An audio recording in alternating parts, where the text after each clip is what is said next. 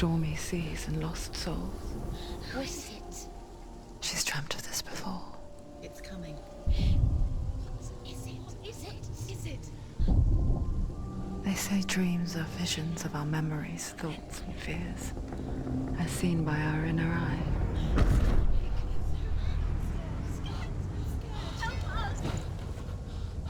But what if each one of us is always dreaming, even when awake? And we only see what our inner eye creates for us. Is this what hell is? A world shaped by Senua's nightmares. Maybe that's why people fear seeing the world through her eyes. Yes, she's scared. Because if you believe that Senua's reality is twisted, you must accept that yours might be too.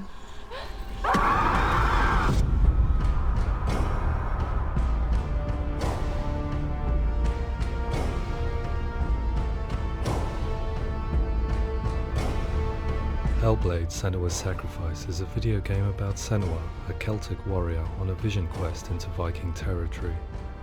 But what sets our hero Senua apart is that she suffers from severe psychotic mental illness. He knows she's getting closer. He can feel her coming closer. She's getting closer. They're watching. The original idea for Hellblade was to create a classic hero's journey, a journey of suffering, but one where the fantasy world is not another planet or alternate universe, but a world that is constructed in Senua's mind. But to do so would mean putting psychotic mental illness at the center of the experience, a subject that is still considered taboo, and a challenge that was both terrifying and exciting in equal measure. In Hellblade, the starting point was a newly discovered Celtic goddess called Senua in Ashwell, Hertfordshire.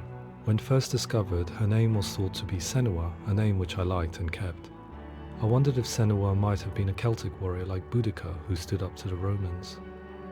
While the Romans had conquered all of Europe, there was a group of Celts up in the furthest reaches of the Roman Empire that could not be conquered, the Picts. And so the Romans built a wall, called Hadrian's Wall, that spans across Britain from sea to sea to keep the Pictish barbarians at bay. The Picts were known for their war paint, painted on with woad, and their matted hair clumped with lime. And so Senua would be a barbarian Pict in this image. What's your name? Senua. I haven't seen you before. I don't live home much. Oh, Zeno's daughter. I have to go. Wait. Orkney is off the coast of Scotland and was inhabited by the Picts, steeped in history and mystery, and so I made Orkney Senua's home and set the stage for a crisis. In the late 8th century, the first Vikings landed on the Orkney Islands. The population of the Picts crashed thereafter, replaced by the Norsemen of the 9th century. Were they wiped out? We don't know for sure, but it would seem likely given the reputation of the Vikings. The Northmen's brutality is legendary. High-ranking leaders and chieftains of the tribes they conquered were often offered as sacrifice to their gods. The most brutal of these sacrifices was known as the Blood Eagle. I imagine Senua as a young female warrior who returns home from exile to find her partner, Dillion, brutally sacrificed to a Norse god by these hellish warriors from a faraway land. I imagine the horror of this moment and how it would have dragged her deep into mental torment.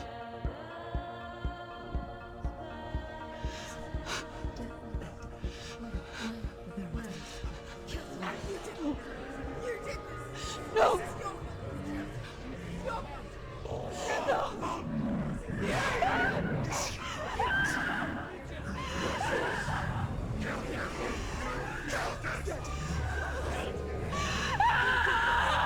I came to learn that the Celts had a sophisticated and nuanced perspective on the nature of mental disorder. One term they used was gelt. A gelt is a man or woman who has been driven mad by a curse, battle trauma, or grief. The gelt would take to a life in the woods in search of penance, punishment, and purgation. And so Senua became a gelt, cursed by darkness, looking for redemption in the wilds. Another word the Celts used in reference to mental disorders was druth, meaning fool, or Liar. one who utters the words of God. They tell of the mad sinner who flees battle into exile and takes on a beastly nature, growing feathers on his body. The character called Druth in Hellblade is based on a little-known person called Findan, an 8th century Irish Celt who was captured and enslaved by the Vikings, but eventually escaped to Orkney where he became a monk. I will tell you my stories of hell, if I may walk with you. Upon meeting Senua, it would be his stories that fuel her quest deep into their world of gods. The Northmen say the world will come to an end. The sun will grow black, the earth will sink into the sea, the stars will disappear, fire and water will meet, flames will play against the sky, the heavens and earth and all the world will be burned, all the gods will be dead, and the warriors of Valhalla and people everywhere. Senua, prepare yourself for Ragnarok, for it is nigh. So the stage was set for a new adventure, a journey into the Norse underworld called Hell, a vision quest fueled by madness and myth, a fantasy that was created by Senua's own mind, and one that we would experience through her eyes. This is your mission. This is your quest. There is nothing else left. To make a game about a warrior with psychotic mental illness as its central theme was fraught with danger. Mental illness such as psychosis is still taboo and rarely acknowledged in a century of cinema, never mind the new medium of games. Where it does feature, it often conflates psychosis and psychopathy associated with a lack of empathy. It is unfortunate that these two words sound so similar that they are used interchangeably in media. I must admit that I didn't have to look very far to discover my own ignorance of the subject. So we reached out to Paul Fletcher, psychiatrist and professor of health neuroscience at University of Cambridge. Psychosis is a descriptive term, and it refers to having a loss of contact with objective reality. So it's characterized by two main sets of symptoms. One of them is hallucinations, where somebody experiences perceptions when there is no actual objective thing out there to perceive. You're already dead. Who are you? And the other is delusions, where somebody comes to very often bizarre, unpleasant, frightening beliefs when there's no good evidence in favor of them. There's no doubt about it. The source of the darkness is in Helheim, and the goddess Hela holds his soul there. We reached out to Welcome, a biomedical research charity that spends billions on research and awareness programs aimed at improving health. Mental health hasn't always been presented in the media in a way that is particularly helpful. It can be challenging to engage people with the subject matter, and there are a lot of preconceived ideas about mental health, and particularly schizophrenia and psychosis. So we hope our support allows the team to continue to collaborate with Paul Fletcher and with those who have experience of psychosis to create a game that provides a fresh perspective on the condition and allows audiences to engage with it in a way that just wouldn't be possible in any other medium. What started out as a brief consultation convinced me that we were only scratching the surface of an immensely deep and interesting subject that could enrich and change the very nature of the game. That's cool. Thanks so much for coming in. Pleasure. Thanks. It's really interesting for me. I'd love to be involved. It's fascinating. Absolutely. Our understanding of psychosis is still very much a mystery, and ways of treating it are still primitive compared to physical illness. After all, it is easy to see the pain and suffering caused by physical diseases or physical trauma. It is not so easy to see the mental suffering and trauma of severe mental illness.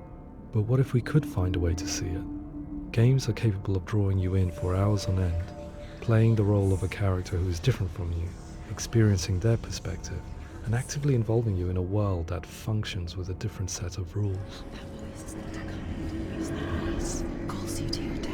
It's an evil voice. If we were to represent Senua's psychosis, we would have to simulate voice hearing, a common attribute. But how can we simulate something we have no first-hand experience of? Professor Charles Fernyhough, a leading expert in voice hearing from Durham University, offered his help.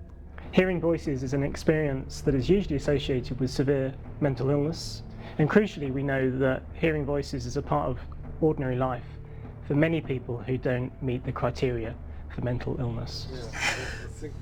Yeah. Oh, that's not him in real life.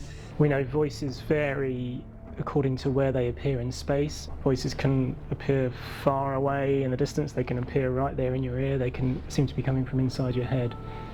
Based on the information Professor Fernie Ho provided, I put together a sound brief and invited some actors to the studio. We recorded the actors using a binaural microphone, which records the 3D spatial position of sound, replicating the way sound is heard by human ears. It gives you an incredible sense that the person you are listening to is right there beside you. Can't see how she's going.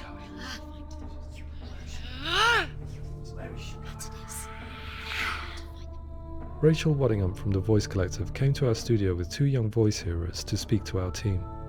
We talked at length about their experiences and they listened to our tests, giving us feedback on how we could improve on it. Everyone hates her. She's cursed. It's very hard to represent what this experience is like, partly because it's such a personal, intense, emotional experience.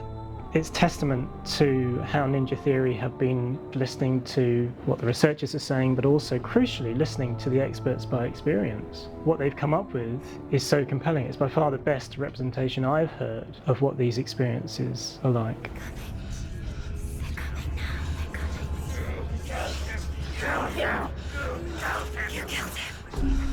Other common attributes of psychosis are visions and flashbacks.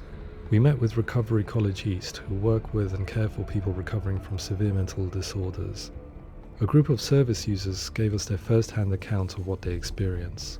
Sometimes when the visions or what we're seeing is too much, it becomes more difficult until eventually we perhaps don't see anything. The people we spoke to, the stories they told, were fascinating, harrowing and mind-boggling. The reality of what people experienced was vivid, far exceeding what I could possibly have imagined. We went away itching to represent some of these visions and flashbacks in the game. As we all know, my heart is so, love is so far away. Don't you know how I wanna feel deeper? I could never know how you grow, all these days are killing me. Now I see deep in me insanity does unfold. I just wanna feel deeper, deeper. I just wanna feel deeper, deeper.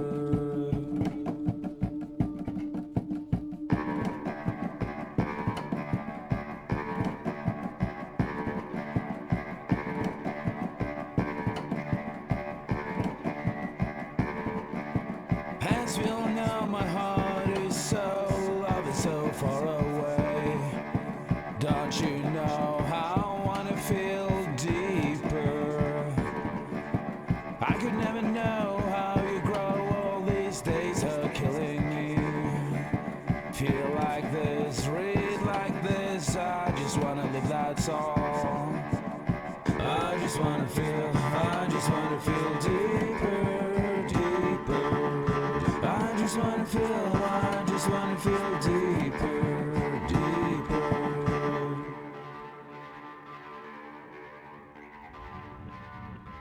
To refine our work, we continue to hold meetings with Recovery College East over the course of a year and a half, showing them what we had achieved so far and refining the in-game representations based on their feedback. With their help, flashbacks, visions and changes in perception were woven into the story and gameplay of Senua.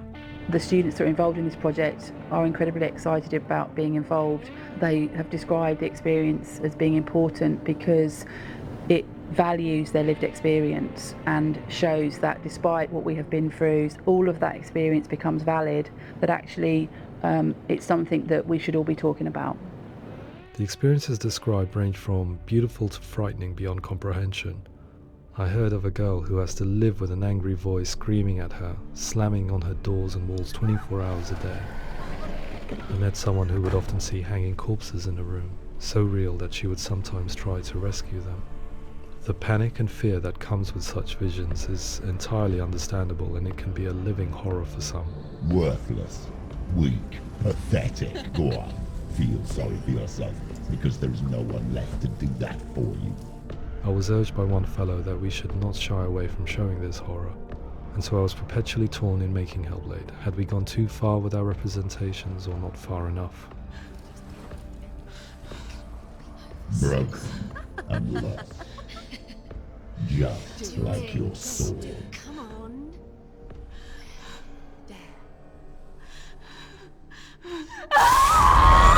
In some ways, voice hearing and visions were the low-hanging fruit, so to speak. There's another aspect of psychosis that is much harder to explain, but one that I think video games are uniquely able to represent, which are often called delusions. People begin to see patterns in the world. They begin to link things that most people wouldn't link. Most of the things that we might think would be coincidence or, not worth commenting on. Nevertheless, that might have a particular salience or importance for them.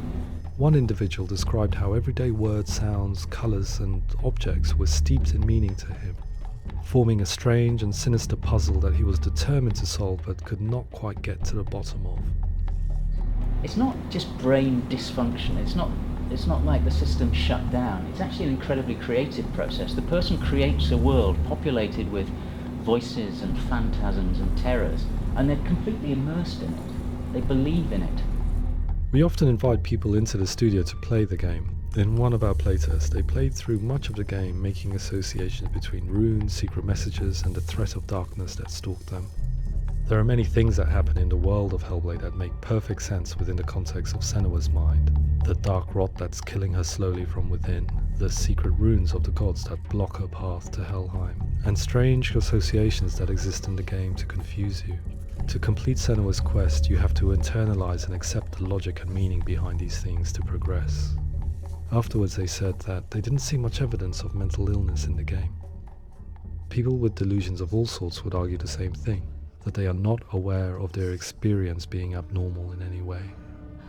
I need this sword. It's important. Representing perception changes and thinking patterns within Hellblade gives us a set of symptoms common in psychosis. But people with lived experience were keen to emphasize another point, that it is wrong to define a person by their symptoms. Quite often, the illness comes not from the symptoms, but from the stigma, isolation and mistreatment that comes about from the rest of society. They say that I'm cursed. What if they're right? I needed someone to portray Senua, someone who could believably internalize her suffering.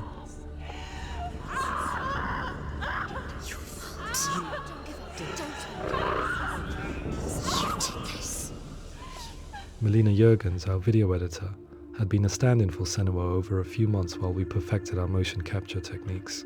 Without realizing it, she had already auditioned for the role, and I knew her well enough to know that I didn't have to teach her to act, but to relive her own internal pain. As often is the case, those who have suffered mental anguish are never far from us.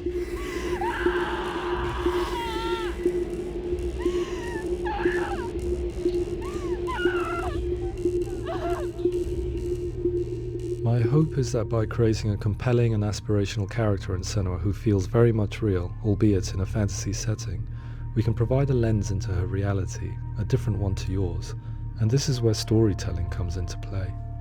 I imagined her life based on common threads in real people's lives. She was always prone to psychosis as a child. Her mother Galina also heard voices and had visions, so perhaps there was a genetic aspect. Or perhaps it was cultural, as she lived within a world without science, of gods and superstition, as exemplified by her druid father Zimbal. Psychosis developed in her late teens to early 20s and was exasperated by stigma and isolation at the hands of the clansmen and her father. This darkness. It's spreading.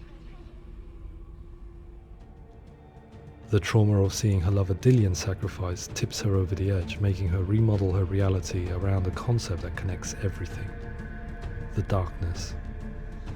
So the question, is what Senua experiences real? Can only be answered by saying, yes, it is real. It is her reality. All of her suffering will have been for nothing. It's just a matter of time. Towards the end of the project, service users and professionals that had collaborated with us were invited to see the near-final game. It was a chance to see if the game had reflected their views or if it had misrepresented them. For me, being involved in especially developing Senua's character has been really important, and being able to bring in my perspective and what I see and what I hear, and having that built into the game has been a real privilege. It's gritty and it's meaty, and there are some tough subjects in there that are being tackled with honesty.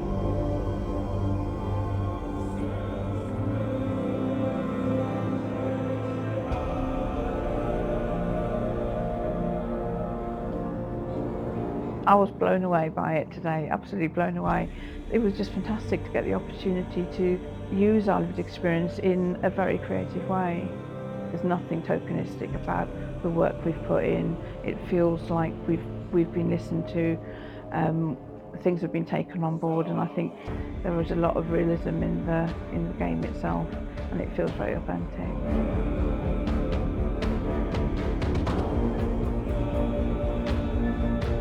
Hellblade will give people a good experience of what it's like to hear voices and have those experiences. I'm glad that the guys at Ninja Theory kind of asked us to come along and help them build an experience that's positive when it comes out, and get myself a copy and have a go.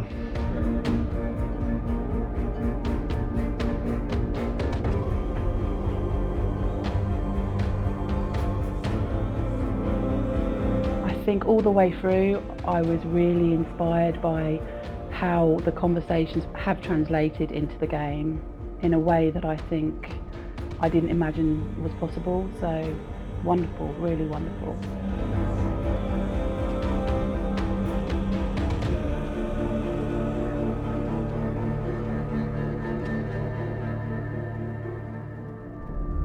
I really hope that others will follow the lead they've set and use the power of something like a video game to change people's perceptions, to increase understanding, and ultimately to make some of the stigma around voice hearing and other experiences go away.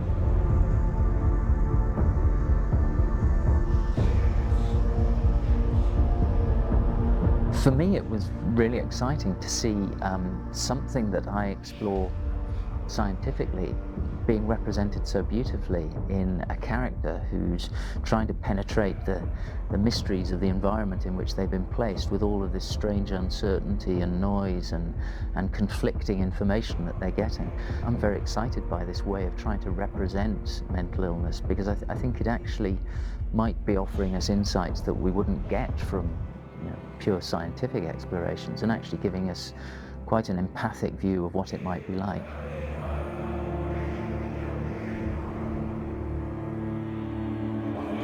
Mental illness has been with us for as long as we have been on this planet, but why? Why hasn't evolution stamped out this weakness from within our gene pool? I often pondered this question until I realized that the question had an inbuilt flaw.